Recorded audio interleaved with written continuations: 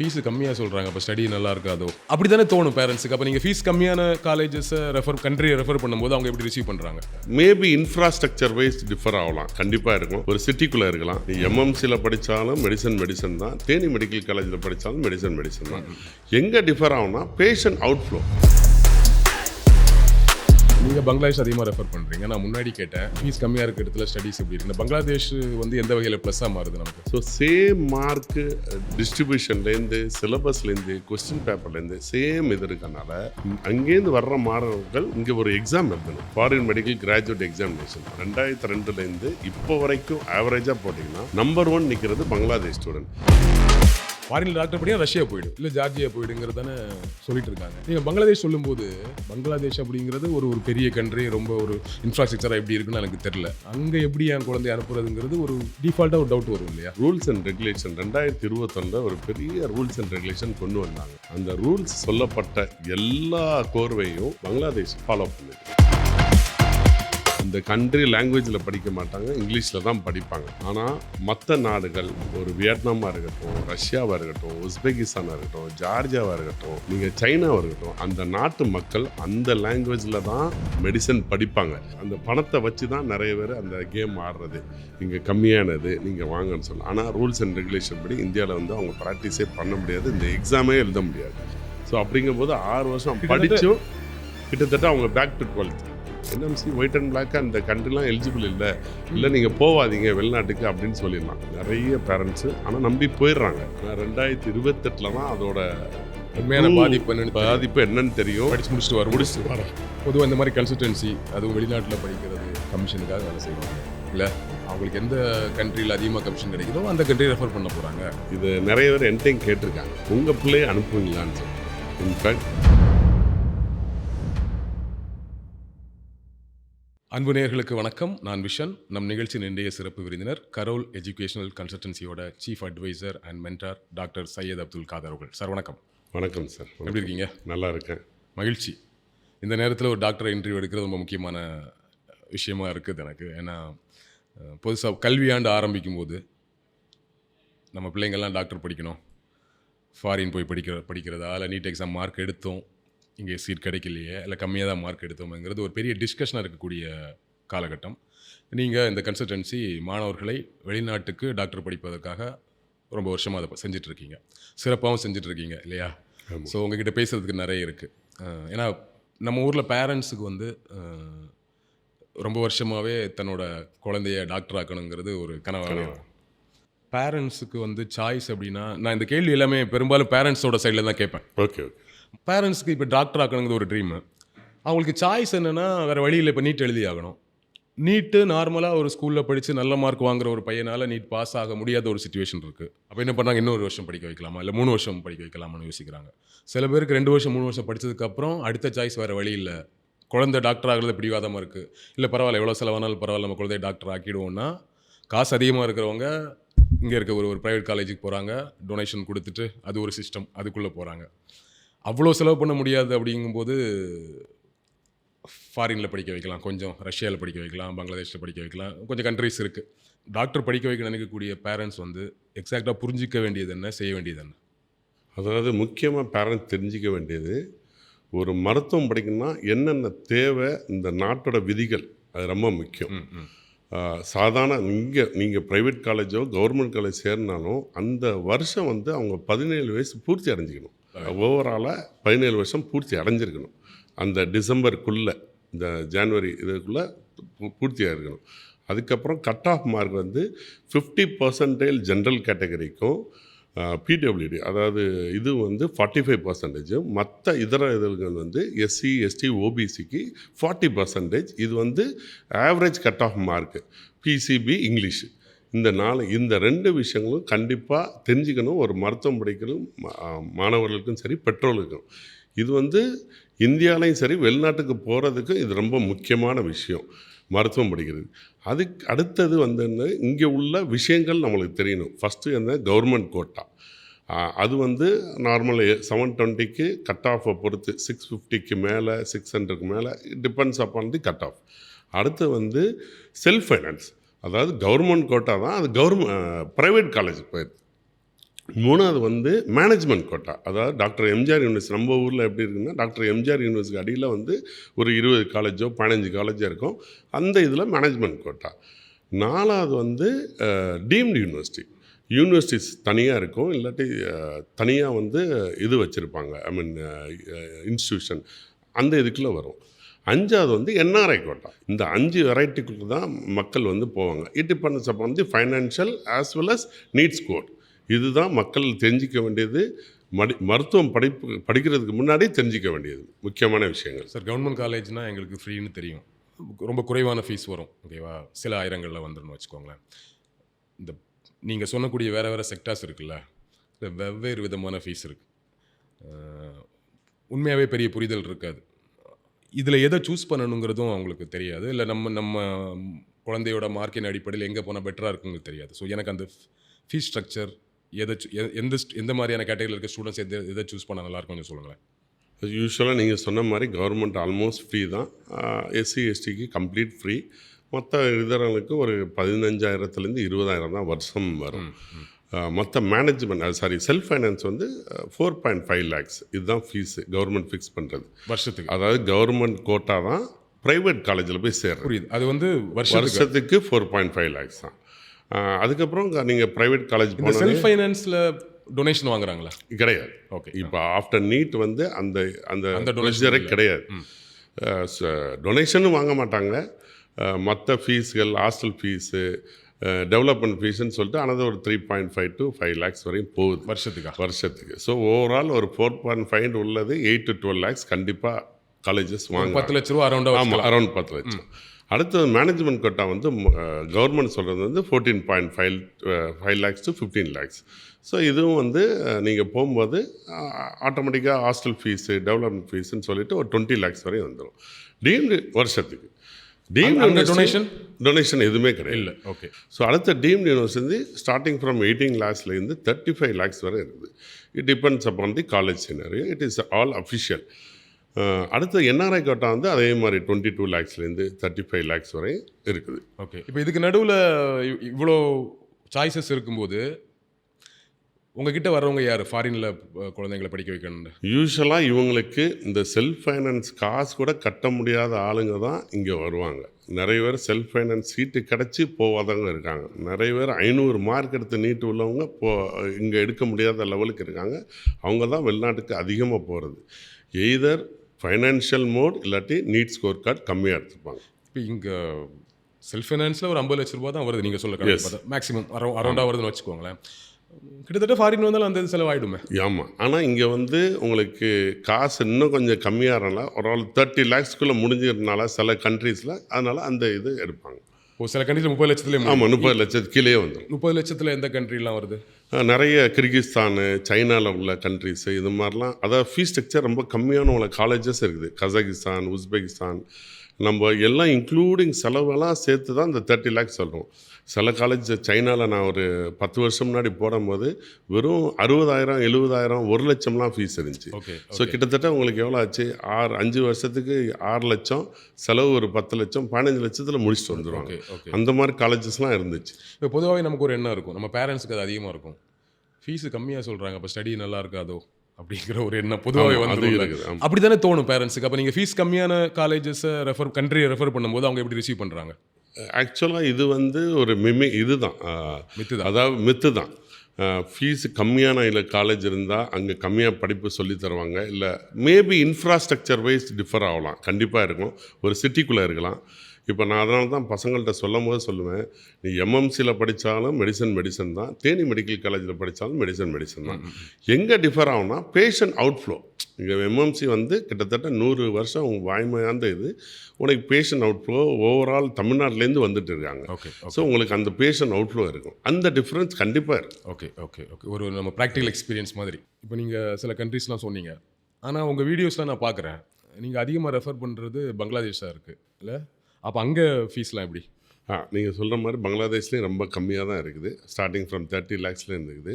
அதே மாதிரி டிமோர் லெஸ்லிங்கிறது ஒரு 17 lakhsக்குள்ளே ஃபீஸ் ஸ்ட்ரக்சர் முடியுது. 17 lakhs சொல்கிறது ஒரு வருஷத்துக்கு சொல்கிறீங்களா? டோட்டல் 4.5 வருஷத்துக்கு சேர்த்து. பங்களாதேஷில் மொத்தமாகவே ஒரு 30 லட்சத்துலேருந்து எத்தனை லட்சத்தில் ஓவராலாக முடியும்? மொத்த செலவு நான் சொல்கிறேன். அங்கே போய் படித்து முடிச்சு படிச்சு வர்றது ஒரு 37 லட்சத்துக்குள்ளே முடிஞ்சிடும் ஓவராலாக ஓவரால் முடிஞ்சிடும். இப்போ நீங்கள் பங்களாதேஷ் அதிகமாக ரெஃபர் பண்ணுறீங்க. நான் முன்னாடி கேட்டேன் ஃபீஸ் கம்மியாக இருக்கிற இடத்துல ஸ்டடீஸ் எப்படி இருக்குன்னு. பங்களாதேஷ் வந்து எந்த வகையில் ப்ளஸ்ஸாக மாறுது நமக்கு? இங்கே தான் வந்து டிஃப்ரெண்ட் ஆகுது. மற்ற கண்ட்ரிக்கும் பங்களாதேஷுக்கும் என்ன டிஃப்ரெண்ட்னா, பங்களாதேஷ் வந்து இந்தியாவிலேருந்து பிரிஞ்ச நாடு. ஸோ இந்தியாவோட ஸ்ட்ரக்சரை தான் அதை ஃபாலோ பண்ணுறாங்க இன்னைக்கு வரைக்கும். ஆமாம், இந்தியா தான் சொல்ல போனால். நீங்கள் பங்களாதேஷ் போனீங்கன்னா அப்படியே நம்ம கல்கத்தாவில் இருக்கிற ஃபீல் தான் இருக்கும். சேம் இதுதான். ஸோ அதனால் அவங்க ஸ்ட்ரக்சர் முதற்கொண்டு அகடமிக் வைஸு, அவங்க கரிக்குலமு, சிலபஸ் அப்படியே இந்தியா டிக்டோ அப்படியே ஃபாலோ பண்ணுறாங்க. இங்கே 4.5 வருஷம் படிப்பு, அங்கே 5 வருஷம் படிப்பு. இங்கே அதே மாதிரி ப்ரோஃப் 1, ப்ரோஃப் 2, ப்ரோஃப் 3, ப்ரோஃப் 4. அதே மாதிரியே அங்கேயும் ப்ரோஃப் 1, ப்ரோஃப் 2, ப்ரோஃப் 3, ப்ரோஃப் 4. ப்ரோஃபுங்கிறது வந்து எவ்ரி இயர் இங்கே வந்து எக்ஸாமினேஷன் நடக்கும், கவர்மெண்ட் எக்ஸாமினேஷன். அதாவது இங்கே ஒரு வருஷத்தில் வந்து ஃபஸ்ட்டு ப்ரோஃப் எக்ஸாம், 2வது வருஷத்தில் செகண்ட் ப்ரோஃபு, 3வது வருஷத்தில் தேர்டு ப்ரோஃபு, 4.5 வருஷம், அதாவது 1.5 வருஷம் கழிச்சு வந்து 4th ப்ரோஃபு. அங்கே வந்து 1.5 வருஷத்தில் ஃபஸ்ட்டு ப்ரோஃபு, 2.5 வருஷத்தில் செகண்ட் ப்ரோஃபு, 3.5 வருஷத்தில் தேர்டு ப்ரோஃபு, 5 வருஷத்தில் last prof 1.5 years 4th prof. So same mark டிஸ்ட்ரிபியூஷன்லேருந்து, சிலபஸ்லேருந்து, கொஸ்டின் பேப்பர்லேருந்து சேம் இது இருக்கனால அங்கேருந்து வர்ற மாணவர்கள் இங்கே ஒரு எக்ஸாம் எழுதணும், ஃபாரின் மெடிக்கல் கிராஜுவேட் எக்ஸாமினேஷன். அந்த ஃபாரின் மெடிக்கல் கிராஜுவேட் எக்ஸாமினேஷனில் இது வரைக்கும் 2002லேருந்து இப்போ வரைக்கும் ஆவரேஜாக போட்டிங்கன்னா நம்பர் 1 நிற்கிறது பங்களாதேஷ் ஸ்டூடெண்ட். ஏன்னா அவங்களோட சிலபஸும் கரிக்குலம் சேமாக இருக்கனால அவங்களால ஈஸியாக வந்து இந்த எக்ஸாமை கிளியர் பண்ண முடியுது. 95% ஃபஸ்ட் அட்டம்ப்டில் கிளியர் பண்ணிடுவாங்க, 5% மேபி செகண்ட் அட்டம். அதுக்கு மேலே அவங்க போனதாக இதுவரை சரித்திரமே கிடையாது. ஸோ பங்களாதேஷில் படிச்சுட்டு வரவங்களுக்கு இந்த அவ்வளோ ஈஸியாக பாஸ் ஆகிடலாம். ஆடியன்ஸுக்கு புரியறதுக்காக சொல்கிறேன்.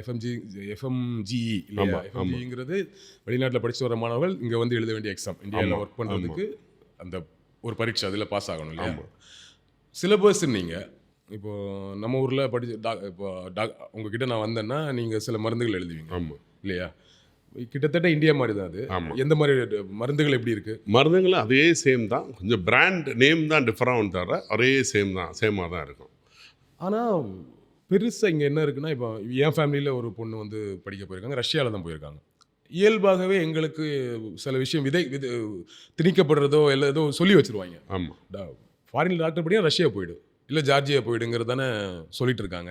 நீங்கள் பங்களாதேஷ் சொல்லும்போது எனக்கு என்ன இயல்பாக என்ன தோணுதுன்னா, பக்கத்து கண்ட்ரி பங்களாதேஷ் அப்படிங்கிறது ஒரு பெரிய கண்ட்ரி, ரொம்ப ஒரு இன்ஃப்ராஸ்ட்ரக்சராக எப்படி இருக்குன்னு எனக்கு தெரில. அங்கே எப்படி என் குழந்தைய அனுப்புறதுங்கிறது ஒரு டிஃபால்ட்டாக ஒரு டவுட் வரும் இல்லையா? ரஷ்யா ஓகே பெரிய கண்ட்ரி, யூஎஸ் அப்படின்னா நமக்கு இயல்பாக ஒன்று வரும் இல்லை? அந்த மாதிரி அந்த சந்தேகம் ஒன்று வரும்ல பேரண்ட்ஸுக்கு. இது வந்து கரெக்டான விஷயந்தான். ஏன்னா நானும் ரஷ்யாவில் படித்தவன் தான். 90s ஃபுல்லாக அந்த யூஎஸ்எஸ்ஆர் இது மட்டும்தான் இருந்தது. ஆனால் அது போக நாடுகளில் அது குறைய ஆரம்பிச்சிச்சு. நிறைய கண்ட்ரி வர ஆரம்பிச்சு, பிலிப்பைன், ஜார்ஜியா, அர்மேனியா, கிர்கிஸ்தான், இந்த மாதிரி கண்ட்ரிலாம் வர ஆரம்பிச்சிது. ஏன் நான் பங்களாதேஷ் ஃபோக்கஸ் பண்ண ஆரம்பித்தேன்னா, நான் எல்லா கண்ட்ரியுமே ஆல்மோஸ்ட் போயிருக்கேன். நான் இந்த இதில் டிஃப்ரெண்ட் பார்த்தது இந்த academic and syllabus and clinical exposure இங்கே ரொம்ப அதிகமாக இருக்குது. பேஷண்ட் அவுட்ஃப்ளோ அதிகமாக இருக்குது. இன்ஃபேக்ட் 2021 முன்னாடி நான் பல கண்ட்ரிக்கு அனுப்பிச்சிருக்கேன். ஆனால் 21க்கு அப்புறம் சீரியஸாக இந்த நாடு மட்டும் தான் பண்ணணும்னு ஒரு உறுதிமொழி எடுத்துக்கிட்டேன். ஏன்னா அந்த ரூல்ஸ் அண்ட் ரெகுலேஷன் 2021 ஒரு பெரிய ரூல்ஸ் அண்ட் ரெகுலேஷன் கொண்டு வந்தாங்க. அந்த ரூல்ஸ் சொல்லப்பட்ட எல்லா கோர்வையும் பங்களாதேஷ் ஃபாலோ பண்ணுது. ஸோ ஃபஸ்ட்டு ரூல் வந்து 54 மாதம் கோர்ஸ் டியூரேஷன் இருக்கணும், விச் இஸ் 4.5 இயர்ஸ் நம்ம ஊரில் படிக்கிறது. இதுக்கு மேலே எந்த வருஷம் வேணாலும் வச்சுக்கோங்க. ரஷ்யாவில் 6 வருஷம், கிட்டத்தட்ட 78 மாதம், 78 இது. ஸோ இங்கே வந்து 5 வருஷம் படிப்பு. செகண்ட் வந்து இன்டர்ன்ஷிப் அந்த நாட்டில் நீங்கள் பண்ணியிருக்கணும்னு சொல்கிறாங்க. அதே மாதிரி இந்தியா மாதிரியே 4.5 வருஷம் படித்து முடித்தோடனே ஃபைனல் இயர் எக்ஸாம் பாஸ் ஆனோடனே தான் இன்டர்ன்ஷிப் அலோவ் பண்ணாங்க. அங்கேயும் அதே மாதிரி 5 இயர்ஸ் முடிஞ்சு ஃபைனல் இயர் எக்ஸாம் முடித்தோடனே இன்டர்ன்ஷிப் தனியாக வருவாங்க. அது எவ்வளோ நாளைக்கு? ஒரு 1 இயருக்கு கம்பல்சரி 1 இயர் இன்டர்ன்ஷிப். 3வது வந்து கண்டிப்பாக நீங்கள் இங்கிலீஷ் மீடியத்தை மட்டும்தான் படிக்கணுன்ட்டாங்க. நம்ம இந்தியாவில் எந்த மீடியமில் படிக்கிறோம்? இங்கிலீஷ் மீடியம் அதே மாதிரி தான் ஒரு பங்களாதேஷாக இருக்கட்டும், நேபாளாக இருக்கட்டும், மலேசியா, அந்த கண்ட்ரி லாங்குவேஜில் படிக்க மாட்டாங்க, இங்கிலீஷில் தான் படிப்பாங்க. ஆனால் மற்ற நாடுகள் ஒரு வியட்நாமாக இருக்கட்டும், ரஷ்யாவாக இருக்கட்டும், உஸ்பெகிஸ்தானாக இருக்கட்டும், ஜார்ஜியாவாக இருக்கட்டும், நீங்கள் சைனாவாக இருக்கட்டும், அந்த நாட்டு மக்கள் அந்த லாங்குவேஜில் தான் மெடிசன் படிப்பாங்க. நம்ம ஃபாரினர்ஸ் போனதுனால ஒரு ஃபாரின் லாங்குவேஜாக தான் அவன் இங்கிலீஷ் மீடியமாக பார்க்குறான் தவிர அஃபிஷியலாக அந்த நாட்டில் இங்கிலீஷ் மீடியங்கிறது கிடையாது. அதனால தான் இந்த இங்கிலீஷ் மீடியம் ரூலை வந்து நான் சீரியஸாக பார்த்தேன். அதனால தான் பங்களாதேஷ் 3வது ரூலுமே ஃபாலோ பண்ணுது. 4வது ரூல் வந்து ஷெட்யூல் 1ன்னு போட்டிருப்பான், which is 19 subject. Rule of thumb என்னென்னா 19 சப்ஜெக்ட் வந்து மெடிசனுங்கிறது 19 சப்ஜெக்ட் எல்லா நாட்டிலையும் தான். ஆனால் இவங்க மென்ஷன் பண்ணுறது Indian curriculum and syllabus. So இதை பல பேர் வந்து டிஃப்ரெண்ட் வெரைட்டியாக வந்து இது பண்ணுறாங்க. ஸோ இந்த சிலபஸும் கரிக்குலமும் அப்படியே டிக்டோவாக இந்தியாவோட இருக்கிறனால, அதாவது இந்தியாவில் வந்து பழைய முன்னாடி ஆங்கிலேயர் வந்த கரிக்குலத்தை தான் ஃபாலோ பண்ணிட்டு இருந்தாங்க. 2017 வரைக்கும். 2017க்கு அப்புறம் இவங்க ஒரு கரிக்குலம் இன்ட்ரடியூஸ் பண்ணாங்க, கம்பிட்டன்சி பேஸ்டு மெடிக்கல் எஜுகேஷன் சொல்லிட்டு 2019 இம்ப்ளிமெண்ட் ஆகிடுச்சு. அது ரிவைஸும் பண்ணாங்க 2024.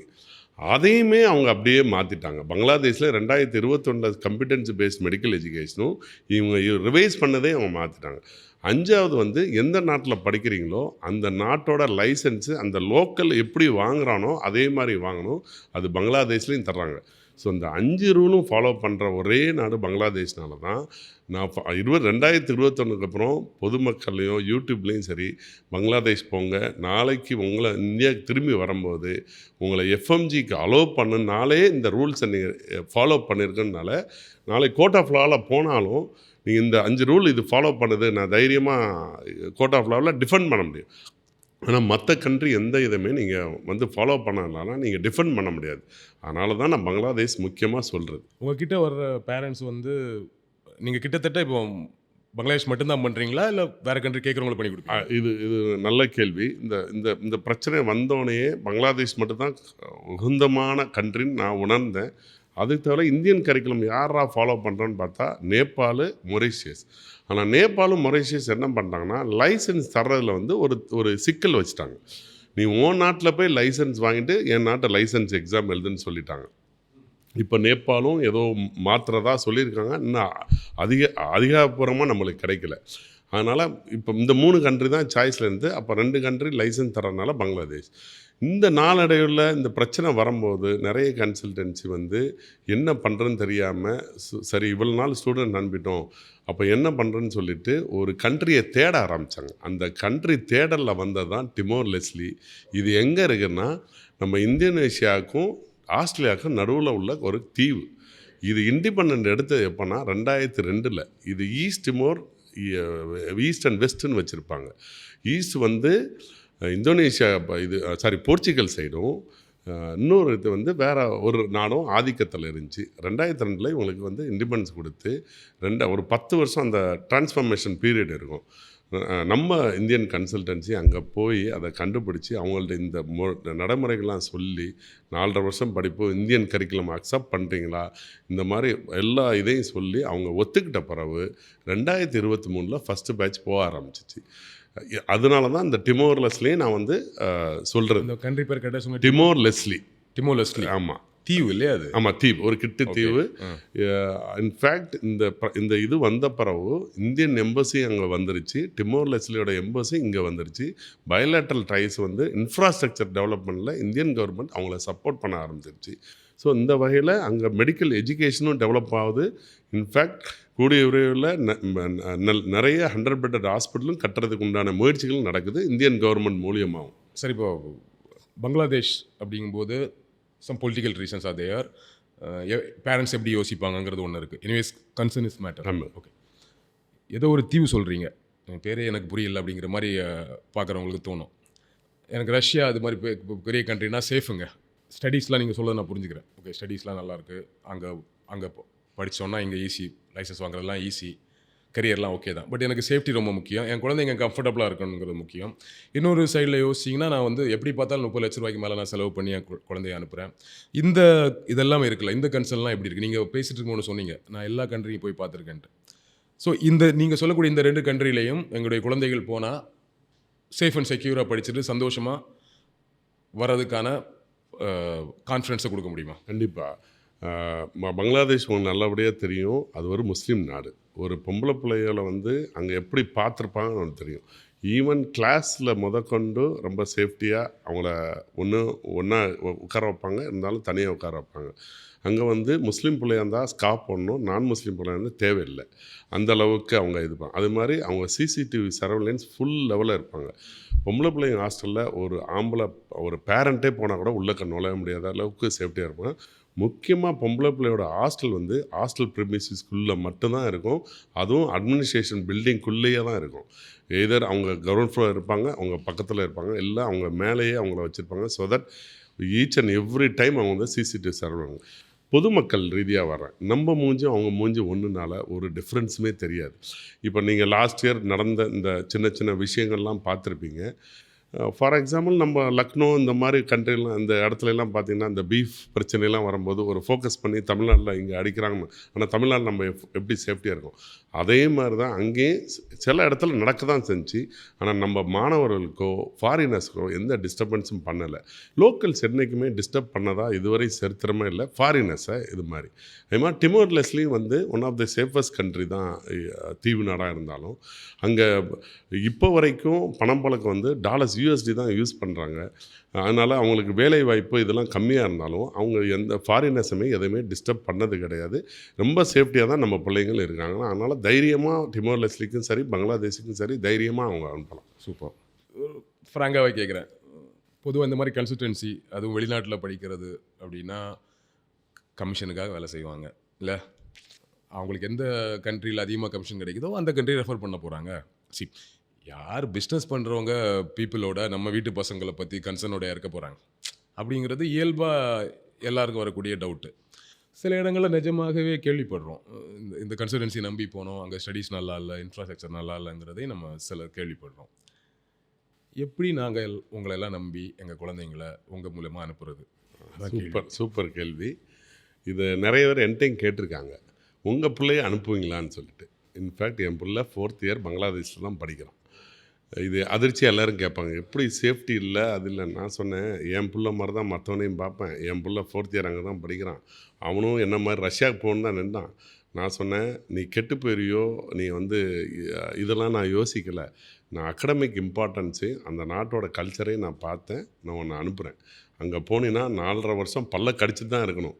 5 வருஷமும் எந்த இதுவும் இல்லாது. ஏன்னா இல்லை பல்ல கடிச்சிட்டு இருக்கோம்னா ஐ மீன் அகடமிக்கலி ஓகே ஒழுங்காக படிப்பில் கான்சன்ட்ரேஷன் படிப்பு. ஏன்னா அங்கே எந்த என்டர்டெயின்மெண்ட் கிடையாது, எந்த இதுவுமே கிடையாது. மற்ற கண்ட்ரி மாதிரி எல்லாமே ஃப்ரீயாக கிடைக்கும், உங்களுக்கு தெரியும்.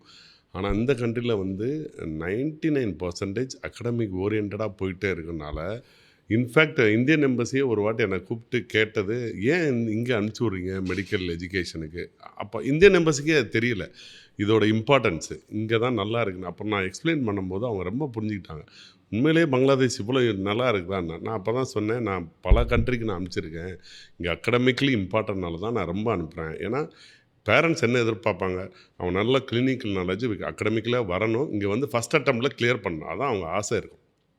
இன்ஃபேக்ட் ஒரு பேரண்ட் வந்து லாஸ்ட்டு 6 months முன்னாடி பாஸ் ஆகிட்டாங்க. பாஸ் ஆகிட்ட பிறகு அவங்க ஃபோன் பண்ணி என்கிட்ட, இந்த மாதிரி பொண்ணு பாஸ் ஆகிடுச்சு சார், உங்களுக்கு நினப்பு இருக்குதா, நான் எதுக்கா நீ வந்தேன்னு சொன்னேன். சார் எனக்கு நல்லா நினப்பு இருக்குது, நீங்கள் சைனா கேட்டு தான் வந்தீங்க, சைனாவில் வந்து சீட்டு கிடைக்கல, அந்த டைமில் நான் என்ன சொல்லன்னு தெரியாமல் உங்களை நீங்கள் பங்களாதேஷ் சேரிங்களான்னு சொன்னேன். படிப்பு நல்லா இருக்கும், தைரியமாக போங்க, பொம்பளை பிள்ளைக்கு ரொம்ப சேஃப்டி அப்படின்னு சொன்னேன். அப்போ வந்து எந்த ஆக்ரோஷமாக என்னை கத்துனீங்க. இப்போ அவருக்கு எனக்கு ஃபோன் பண்ணி, நீங்கள் கரெக்டாக கைட் பண்ணீங்க, அந்த டைமில் நான் சைனாக்கு அனுப்பியிருந்தான் இன்னும் என் பொண்ணில் 2-3 வருஷம் நீ இந்த எக்ஸாம் FMG எழுதிட்டு இருக்கோம், நீங்கள் கரெக்டாக கைட் பண்ணீங்கன்னு அவர் சந்தோஷப்பட்டார். இதுதான் நான் பார்த்த எல்லா இதுக்கும். ஸோ என் பையன்கிட்ட இதே தான் நான் சொன்னேன், நீ கஷ்டப்படுவேன், 5 வருஷமும் பல்ல கடிச்சு தான் இருக்கணும், நீ அங்கே ஒரு என்டர்டெயின்மெண்ட் எதுவுமே இருக்காது, படிப்பு கிளாஸுக்கு படிப்பு இது மட்டும் தான் போயிட்டுருக்கணும். ஸோ அதனால் நீ அது கஷ்டப்பட்டு படிச்சுனா உலகத்தில் உள்ள எந்த எக்ஸாம்னாலும் நீ ஈஸியாக கிளியர் பண்ணிடுவேன். அதனால் தைரியமாக பங்களாதேஷ் போ, 1 வருஷம் ஃபெயில் ஆனாலும் பரவாயில்ல, அங்கே ஒரு நாலேஜ் வந்து அக்யூர்ட் ரொம்ப ஸ்ட்ராங்காக இருவேன், இங்கே ஒரு MMC எய்ம் ஸ்டூடெண்ட் லெவலுக்கு நீ வருவேன், ஈஸியாக நான் PG எடுத்துடுவேன், உன்னோட டார்கெட் அப்படி தான் இருக்கும். இன்ஃபேக்ட் நான் அனுப்பிச்ச எல்லா பசங்களும் திரும்பி வந்த பேட்ச்லேருந்து ஃபஸ்ட் அட்டம்லேயே FMG கிளியர் பண்ணிட்டாங்க without going to coaching centre. இதுதான் நான் பெரிய பங்களாதேஷை நான் பார்த்தது. Without going to coaching centre அவங்கள ஃபஸ்ட் அட்டம்ப்ட்லேயே எஃப்எம்ஜி எக்ஸாம் வந்து 300 மார்க்கு 210 to 250 மார்க் எடுத்து ஃபஸ்ட் அட்டம்ப்ட்லேயே கிளியர் பண்ணாங்க. அந்த அந்த சந்தோஷம் எனக்கு. பாஸ் மார்க் 150ல் 150 pass mark. So total mark 300, அவங்க 210 நல்ல மார்க்கும் எடுத்து பாஸ் ஆனாங்க. ஸோ இந்த ஒரு ஃபீலிங் எனக்கு நல்லாவே புரியும். ஏன்னா நானும் ஒரு எஃப்எம்ஜி ஸ்டூடெண்ட்னால இது எவ்வளோ கஷ்டம், இது எக்ஸாம் எவ்வளோ கஷ்டமாக கொண்டு போயிட்டு இருக்காங்க. இன்ஃபேக்ட் இப்போ எக்ஸாம் முடிஞ்சிச்சு, ரொம்ப கடினமாக இருந்துச்சு. அதாவது ஒரு பிஜி ஸ்டாண்டர்ட் கூட இல்லாமல் அதை விட கடினமாக இருந்துச்சுன்னு சொல்லிட்டு நிறைய பேர் யூடியூப்பில் இது பண்ணாங்க. உண்மையிலே அது டஃப்பாக தான் இருந்துச்சு. ஸோ இது ஸ்க்ரீனிங்கிறது என்னது, உனக்கு பேசிக் திங்ஸ் தெரியுதா, ஒரு மெடிக்கல் எஜுகேஷனில் உனக்கெல்லாம் பேசிக் திங்ஸ் தெரியுதான்னு தான் ஸ்க்ரீனிங். ஆனால் இவங்க அதையும் கடினமாக்கி அவங்க வெளிநாட்டில் கஷ்டப்பட்டு படிச்சுட்டு வந்து இதையும் வந்து டஃப்பாக்கி அவங்கள 2-3 வருஷம் தாண்ட வச்சு அவங்கள மன உளைச்சலாக்கி ரொம்ப கஷ்டம் எடுக்கிறாங்க. அதனால தான் நான் முக்கியமாக சொல்கிறது பங்களாதேஷ் போங்க அப்படின்னு சொல்லி. இல்லை சார், இப்போ நீங்கள் பங்களாதேஷே கிட்டத்தட்ட ஒரு 40 lakhs அரௌண்ட் ஆகும்னு சொல்லிட்டீங்க, ஒரு 35 lakhs to 40 lakhsன்னு சொன்னீங்க. அது கம்மியான கண்ட்ரியில், கம்மியான ஃபீஸ் வாங்குற கண்ட்ரியில் ஒரு கண்ட்ரியாக சொன்னீங்க. பட் நம்ம சில ஆட்ஸ் எல்லாம் பார்க்குறோமே, 10 லட்சத்துலேருந்து 20 லட்சத்துக்குள்ள நீங்கள் டாக்டராக படித்து முடிச்சலாம் வெளிநாட்டில்ங்கிற மாதிரி ஆட்ஸ் எல்லாம் பார்க்குறோம். இப்போது எப்படி பார்த்தாலும் இந்த தொகைங்கிறது வந்து நார்மல் மிடில் கிளாஸ் பீப்புளுக்கு ஒரு 50 லட்ச ரூபா செலவு பண்ண முடியுமா, 40 லட்ச ரூபா கஷ்டமான விஷயம். அப்போது ஒரு ஓரளவுக்கு அப்பர் மிடில் கிளாஸ் இருக்கிறவங்க அதை நோக்கி நகருவாங்க. இப்போது 10 லட்ச ரூபாயில் டாக்டர் ஆகிடலாம், இல்லை 20 லட்ச ரூபா டாக்டர் ஆகின்னு சொல்லும்போது middle class or below middle class இருக்கிறவங்களுக்கு ஒரு ஆசை வரும் இல்லையா, அவ்வளோதானா, சரி பரவாயில்ல, கஷ்டத்தோட கஷ்டம் இவ்வளோ பண்ணிட்டோம், ஏதாவது இன்னும் கடனை உடனே வாங்கி பிள்ளை டாக்டர் ஆக்கிடுவோங்கிற ஒரு எண்ணம் வரும். கிட்டத்தட்ட அது ஒரு ட்ரிகரிங் பாயிண்ட் மாதிரி தான். ஆமாம். அப்போ அப்படி இருக்குதா நிஜமா? இல்லை, கண்டிப்பாக இருக்குது. பேரண்ட்ஸ் என்கிட்ட வர்றவங்கள்ட்ட நான் கவுன்சிலிங் நான் சொல்கிறது அந்த ஃபீஸில், அவ்வளோ ஃபீஸில் வெளிநாட்டில் படிக்க முடியுமான்னு. முடியுது. அதான் சொல்கிறேன். இந்த நான் சொன்ன மாதிரி இந்த கிர்கிஸ்தான், சைனா, உஸ்பெகிஸ்தானில் அந்த கம்மி ஃபீஸில் இருக்குது. ஆனால் என்ன பிரச்சனைனா இந்த 2021 ரூல்ஸ் அண்ட் ரெகுலேஷன் அதுக்கப்புறம் நம்ம வந்து அந்த ரெக்கமெண்ட் பண்ணுறது இந்த ஃபீஸ்னால தான் நிறைய பேர் அங்கே போகிறாங்க. இப்போ பேரண்ட்ஸ் வந்து ஏமாற்றப்படுறாங்க. சொல்லப்போனால் டைரெக்டாக அவங்க ஏமாற்றப்படுறாங்க. அந்த அந்த பணத்தை வச்சு தான் நிறைய பேர் அந்த கேம் ஆடுறது. இங்கே கம்மியானது நீங்கள் வாங்கன்னு சொல்லலாம். ஆனால் ரூல்ஸ் அண்ட் ரெகுலேஷன் படி இந்தியாவில் வந்து அவங்க ப்ராக்டிஸே பண்ண முடியாது, இந்த எக்ஸாமே எழுத முடியாது. ஸோ அப்படிங்கும்போது 6 வருஷம் படித்தும் கிட்டத்தட்ட அவங்க பேக் டு 12th. இல்லை, அதை எக்ஸாம் எனக்கு கொஞ்சம் கரெக்டாக விளக்குங்க. அந்த கண்ட்ரியில் போகிறோம், படிக்கிறோம், அதை படித்து முடிச்சோம், டாக்டர் இல்லை கிட்டத்தட்ட இல்லைன்னா அவ்வளோதான். ஏன்னா 2021 அந்த ரூல்ஸ் படி அந்த கமிஷன் சேஞ்ச் பண்ணாங்க. அந்த கமிஷன் சேஞ்ச் இது பண்ண அப்புறம் எஃப்எம்ஜிஎல் ரூல்ஸ் படி சிம்பிளாக நான் சொல்கிறேன், இந்தியன் கரிக்குலமை இன்னொரு கண்ட்ரி ஃபாலோ பண்ண முடியுமா? முடியாது. இப்போ ரஷ்யாவில் நான் படித்தேன், கண்டிப்பாக அங்கே ஃபாலோ பண்ண முடியாது. ரஷ்யாவில் இன்டர்ன்ஷிப் மெத்தடாலஜியே கிடையாது. ஏன் அவனுக்கு மெத்தடாலஜி தேவைப்படலைன்னா அவன் கண்டினியூட்டி வந்து போஸ்ட் கிராஜுவேஷன் போயிடுவாங்க. ஒரு கார்டியாலஜிஸ்டாவோ, ஒரு ஆர்த்தோபெடிஷனாவோ, ஒரு பீடியாட்ரிஷனாவோ, ஒரு இன்டர்னல் மெடிசனாவோ தான் நான் வெளியே வருவேன். அதனால் அவனுக்கு இன்டர்ன்ஷிப் மெத்தடாலஜி தேவைப்படாது. ஃபார் எக்ஸாம்பிள் நான் வந்து அங்கே 6 வருஷம் முடிச்சிட்டேன். முடித்தோடனே அவங்க கண்டினியூட்டிவாக போஸ்ட் கிராஜுவேஷன் போவாங்க, which is 4 years, 5 years, 3 years depending upon the course. So இந்த ஃபஸ்ட் இயரில் நான் என்ன பண்ணுவேன்னா 7 months ஒரு 1 year எல்லா டிபார்ட்மெண்ட்டுக்கும் போவேன். போயிட்டு வந்து ஃபைனலாக நான் ஆர்த்தோபெடிஷன்னா நான் ஆர்த்தோபெடிக் டிபார்ட்மெண்ட்டில் ஃபைனலாக லேண்ட் ஆவேன். ஸோ அப்படி தான் அங்கே இருந்தது. இப்போ போய் இன்டர்ன்ஷிப் இவன் கம்பல்சரி வேணுன்னா எப்படி கொடுப்பாங்க? கவர்மெண்ட் வந்து சடனாக அவங்க கவர்மெண்ட், ரஷ்யாங்கிறது ஒரு பெரிய நாடு, அதில் எப்படி ரூல்ஸ் அண்ட் ரெகுலேஷன் அவங்க மாற்றிக்கிறவங்க ஒரு இந்தியா கேட்டதுனால, அதனால் சாத்தியக்கூறு கிடையாது. அதனால தான் நிறைய பேரண்ட்ஸை நான் எக்ஸ்பிளைன் பண்ணுறது, இந்த எஃப்எம்ஜிஎல் 2021 வந்த பிறகு தயவுசெய்து இந்த மாதிரி நம்பாதீங்க. நிறைய பேரண்ட்ஸு ஆனால் நம்பி போயிடுறாங்க. ஆனால் 2028 தான் அதோட பாதிப்பு என்னன்னு தெரியும். முடிச்சுட்டு வர்றவங்களுக்கு அன்றைக்கி தான் ட்ரூ பாதிப்பு தெரியும். அதுக்காண்டி நான் என்எம்சி சைடும் சரி, நம்ம தமிழ்நாடு மெடிக்கல் கவுன்சிலும் சரி நிறைய விண்ணப்பம் நான் பண்ணியிருக்கேன். இந்த மாதிரி வரவங்களுக்கு நீங்கள் ஸ்ட்ரெயிட் ஃபார்வர்டாக சொல்லிடுங்க, என்எம்சி ஒயிட் அண்ட் பிளாக் அந்த கண்ட்ரிலாம் எலிஜிபிள் இல்லை நீங்கள் போகாதீங்க வெளிநாட்டுக்கு அப்படின்னு சொல்லிடலாம். அது மாதிரி என்கிட்ட வர்ற பேரண்ட்டே நான் ஃபஸ்ட்டு சொல்கிறது, தயவுசெய்து ஃபைனான்ஷியல் பார்த்துக்கிறங்க. அதுக்கப்புறம் இந்த எஃப்எம்ஜிஎல் ரூல்ஸ் அண்ட் ரெகுலேஷன் பார்த்துட்டு போங்க.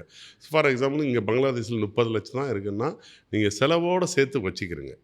நீங்கள் லோன் எடுக்கணும்னா லோனுக்கு அதுக்கு பிளான் பண்ணி எடுத்துங்க. நீங்கள் போயிட்டு 6 வருஷம் கழித்து உங்களால் 2 வருஷத்துலேயும் காசு கட்ட முடியாதுன்னா ரொம்ப கஷ்டமாக வரும். ஸோ ஃபைனான்ஷியல் பர்டனு கரெக்டாக சொல்லி அவங்களோட அந்த எஃப்எம்ஜிஎல் 2021 அந்த ரூலுக்கு ஏற்ற மாதிரி கண்ட்ரியை நம்ம சூஸ் பண்ணி கொடுத்துருவோம். லோன் அரேஞ்ச்மெண்ட்ஸ்லாம் நீங்கள் கண்டிப்பாக பண்ணி கொடுக்குறோம்.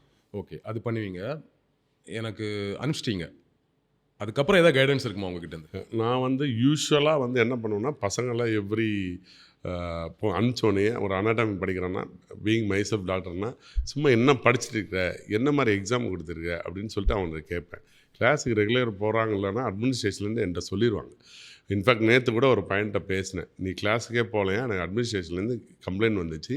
பங்களாதேஷில் எப்படின்னா ஒரு சர்டன் லெவலுக்கு மேலே அவங்க வந்து பசங்களை வெளியே தூக்கிடுவாங்க. 75% கண்டிப்பாக அட்டெண்டன்ஸ் இருக்கணும், இல்லாட்டி அவங்கள கம்ப்ளைண்ட் பண்ணுவாங்க. ஒன்று அவன்கிட்ட டைரெக்டாக சொல்லுவாங்க, அவங்க கேட்கலன்னா யார் அனுப்பிச்சி விட்டாங்களோ அவங்கள்ட்ட சொல்லுவாங்க. நானும் கேட்கட்டா நேராக பேரண்ட்ஸுக்கு ஃபோன் போயிடும். பேரண்ட்ஸ் ஃபோன் பண்ணி இந்த மாதிரி உங்கள் ஸ்டூடெண்ட் உங்கள் பையன் வந்து கிளாஸுக்கு வரல, நாங்கள் ஏற்கனவே இன்டிமேஷன் கொடுத்துட்டோம், ஒழுங்காக பண்ண மாட்டோம். இன்ஃபேக்ட் ஒரு பொண்ணு அனுப்பிச்சிருந்தேன், அவங்க அப்பா போன வாரம் கூட எனக்கு ஃபோன் பண்ணி இந்த மாதிரி பொண்ணு ஃபெயில் ஆகிடுச்சான், அவங்க காலேஜ்லேருந்து எனக்கு ஃபோன் பண்ணி சொல்கிறாங்க. நான் அந்த பொண்ணுகிட்ட ஃபோன் பண்ணி கேட்டேன், இல்லை சார் நான் வந்து அந்த எக்ஸாம் கொடுத்துட்டுக்கிறேன், நான் கொடுத்துருவேன், பாஸ் ஆயிடுவேன். ஸோ இந்த அளவுக்கு கடினமாக இருப்பாங்க அவங்க எக்ஸாமினேஷனில். ஏன்னா அந்த ஃபாரினர்ஸ் தானே அம்பாசிடர்ஸ் ஆஃப் தட் கண்ட்ரி. இப்போ இந்தியாவுக்கு வரும்போது பங்களாதேஷில் படித்து நல்லா படிக்கிறாமான்னு எப்படி சொல்லுவோம்? இவன் பாஸ் ஆகிட்டு அவன் கிளினிக்கல் இதுக்கு வரும்போது நல்லா பண்ணுறானே, ஓ பங்களாதேஷ் நல்லா இருக்குது போல், அந்த இதை தான் அவங்க எதிர்பார்க்குறாங்க. அவங்க லோக்கலுக்கு கூட ஸ்ட்ரிக்டாக வைக்க மாட்டாங்க, ஃபாரினர்ஸை பிழிஞ்சு எடுத்துருவாங்க. ஒரு 10 கேள்வி இருக்குதுன்னா ஓரல்ல 10 கேள்வி ஆன்சர் பண்ணாட்டா கூட அவங்க விட மாட்டாங்க. 10 கேள்வியில் ஒரு கேள்வி மிஸ் பண்ணாலும் நீ திரும்பி ரிப்பீட்டாக வா அப்படின்றாங்க. ஆனால் ஒரு லோக்கலுக்கு வந்து ஏன்னா அவன் அங்கே தானே இருக்க போகிறான், ஆனாலும் சரி போ.